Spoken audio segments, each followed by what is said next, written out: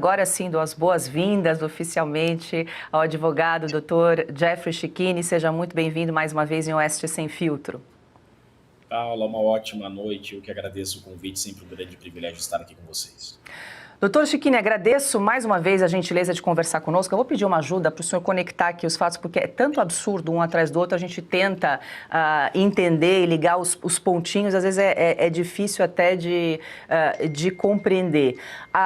O senhor, nesse caso, acusa a PGR de utilizar um documento falso nas suas alegações finais e fala a respeito dessa assinatura do sargento Gomes Neto, que teria um registro de assinatura dele, de entrada no Palácio do Planalto. Ali a gente até mostrou 6 grafias diferentes, um perito teria testado que seriam grafias realmente não da mesma pessoa.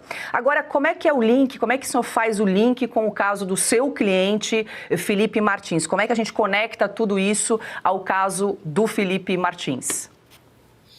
Paula, muito obrigado pela oportunidade.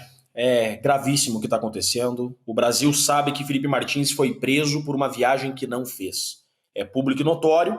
Terminamos a última sexta-feira com o CBP americano dizendo oficialmente que o documento que prolongou a prisão de Felipe Martins é um documento falso. Agora, viram também que fomos destituídos da prisão, fomos destituídos da defesa de Felipe Martins por alegar que a prisão de Felipe Martins comprovadamente foi ilegal e que a PGR trouxe novos elementos, novos documentos, também de forma ilegal. Eu vou explicar exatamente para vocês o que aconteceu. Terminada a instrução, Paulo, o que acontece? O processo ele corre da seguinte forma. Testemunhas são ouvidas, os réus são interrogados e parte para as partes fazerem suas alegações finais. Alegações finais são a última oportunidade que a acusação e a defesa têm para se manifestar. E nas alegações finais, Paula, você não pode mais trazer novos elementos. O que acontece?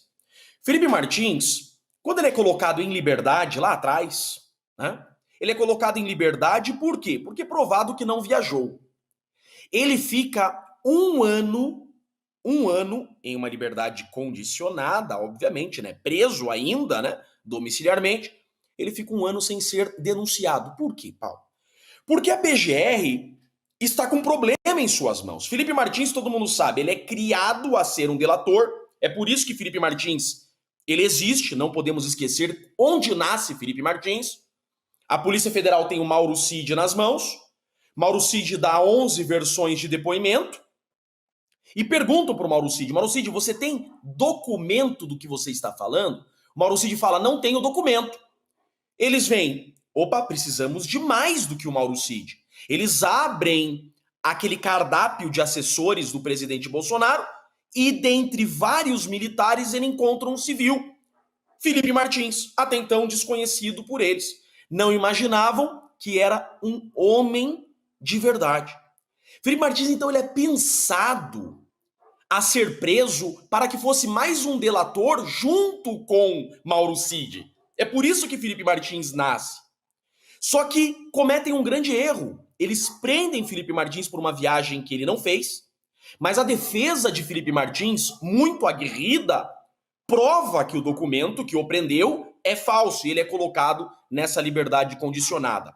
Acontece que, passado um ano, a PGR, ao invés de assumir o erro, bater no peito, ter a hombridade de pedir desculpa para o Felipe, que ficou preso 6 meses, não.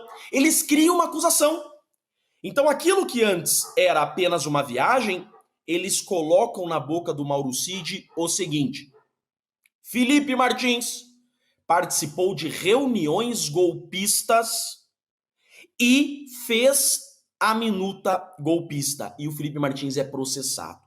Durante as audiências, nós fizemos questão de divulgar, inclusive isso, eu divulguei vários recortes, porque o Brasil tem que ter ciência quão quão farsante é essa acusação.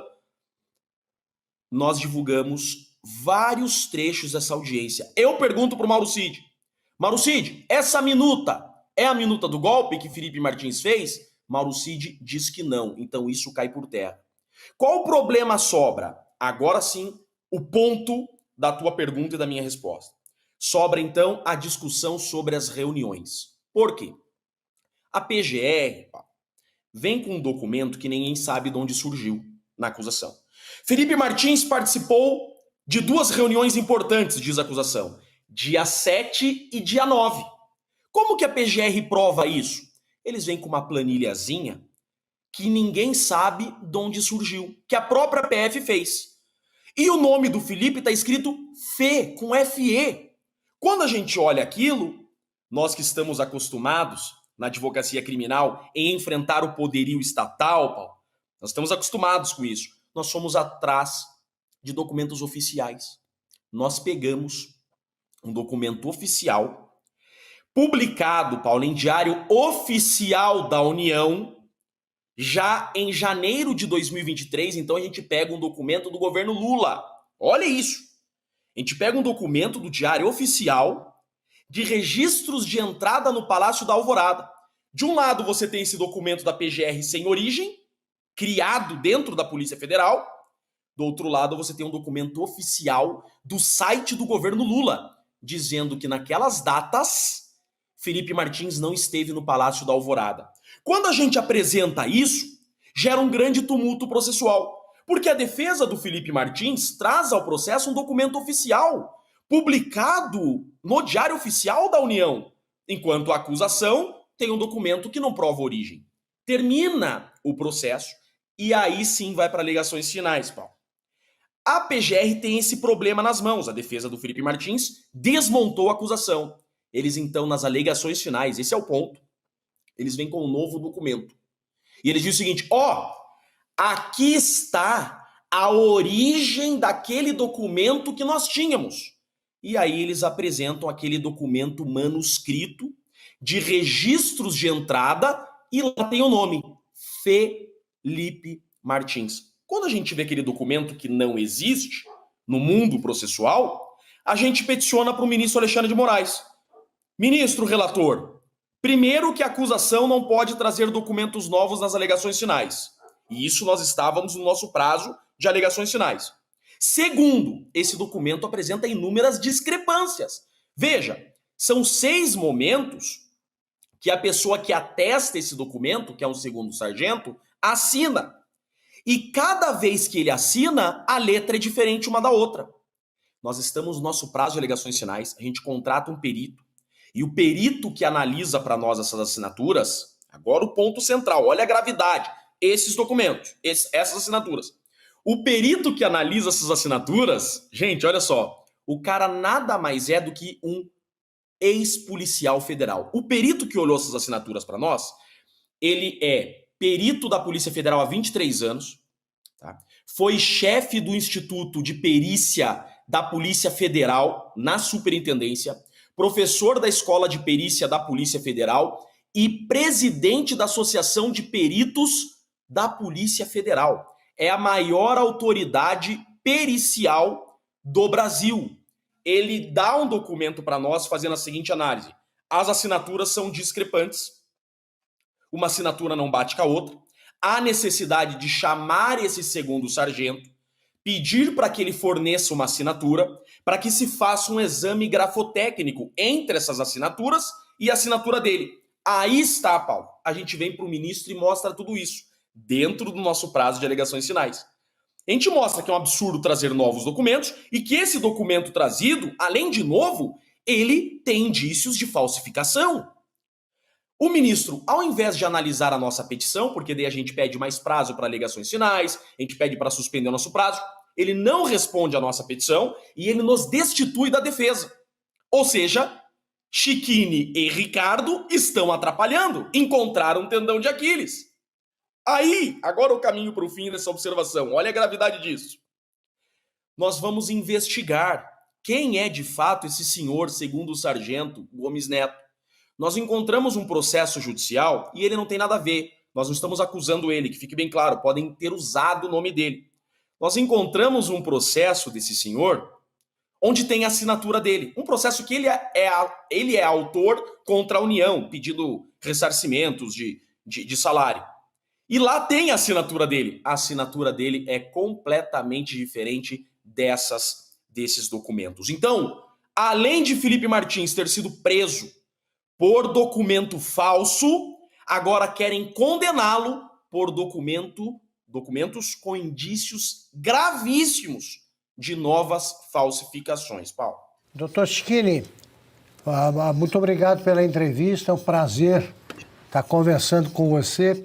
Eu queria saber o seguinte, qual é a importância, eles fizeram isso visando exatamente o quê? Isso que para que fique claro para os nossos espectadores. Por que a importância de um documento com a assinatura, digamos que fosse a mesma assinatura, que não fosse falsificada? Por que é tão importante esse documento? Então, a acusação, em dois momentos, é muito importante sua pergunta. Muito mesmo. Muito obrigado por fazê-la. Tá? Bom tivéssemos esse espaço que temos aqui na Oeste, né, na imprensa tradicional. Com certeza essa trama golpista, essa farsa, não existiria. Dois momentos, a acusação tem problema com a verdade. Lá na prisão do Felipe Martins, tá? O Mauro Cid apresenta um documento que tem o nome do Felipe Martins, que ele teria viajado. Um documento provisório. O documento definitivo, publicado em Diário Oficial, não tinha o nome do Felipe Martins. Ou seja, lá no início, se pegassem o documento publicado em Diário Oficial, viriam que Felipe Martins não viajou. Porque no nome dos passageiros que viajaram com o presidente Bolsonaro, e essa lista definitiva publicada em Diário Oficial, não tinha o nome do Felipe Martins. Pronto. Eles não usam documento oficial. Eles vão lá e usam um documento fornecido pelo Mauro Cid, apócrifo, ou seja, sem assinatura, sem origem, que é um documento provisório.